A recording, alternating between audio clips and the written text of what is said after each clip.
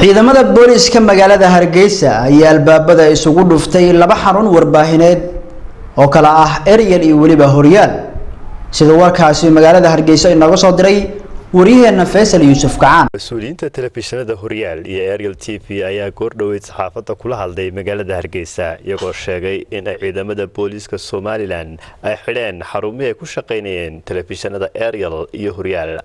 مسؤولين التلفزيون داستي محمد سيد يوليبا محمد آدن أيا أرنتاسي كهالداي كتضبطي بركة ساعات ومركة حيد عندما بدأ بوليس كسومالان أي حيران لبدأ التلفزيون هوريال إيريال تي في سببتها لقوا حيد تي في داس حقب حدا إلى هذا كما هينه أصير شيء ورقد وستي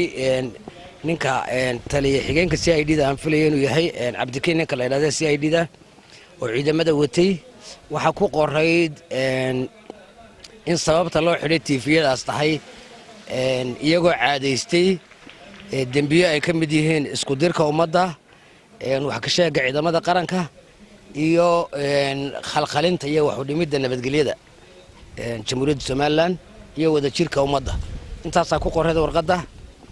warqadda wax koobiyahoona laga siiyay ama aanu ka helay ma jirto warqad maxkamad ka soo baxday oo sifa sharci ah ku xidhaysa ama ku xiriiraysa TV-yada ma ahayn waxay ahayd warqad uu ku saxiixan yahay wasiirka warfaafinta jamhuuriyadda Somaliland Maxamed Muuse Deeriye intaas saaka aanu ognahay oo labada telefishin lagu xidhay wax digniina iyo wax war ah iyo wax warqad ah iyo xataa koobi kamida warqada lagu xiriiray TV-yada annaka deena lama siinin oo ma aanan helin nin walba uu dhiibo akhrisoon buu ku yiri dabeetana markuu akhristana xataa sawir inaanu ka qaadano way diideen labadii telefishin saasay ku xiran yihiin oo lagu xidhay saaka runtii arintaasi waa arin aanu ka xunahay waayo dalku sharci buu leeyahay nidaam iyo dawladnimo aynu leenahay wasiirino warqad soo qoro oo yiraahdo institution shaqeynaya oo konton qof ka shaqeynayaan oo lacag badan ku baxayso oo satellite-ka uu ku jiro TV-gu airtime-ka minute-kiiba ay lacag fara badan ku baxayso markuu saacad xanibnaadaba lacag dhowr kun oo dollar ay ku baxayso waa ayaan daran u aragnaa in runtii la xiro todobadii barkii xarumaha telefishinada labada telefishin ee Ariel iyo Horyaal ciidamada booliska ayaa la wareegay ka maamul ahaan ma jirto cid dambi nagu soo eedeysay maxkamadna geysay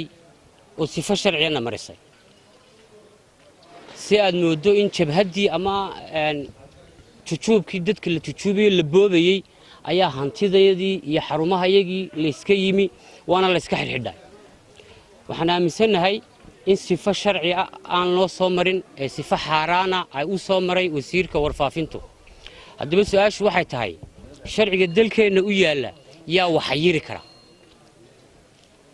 telefishin dan oo ummad u shaqeynaya oo intaas qof ka shaqeynayso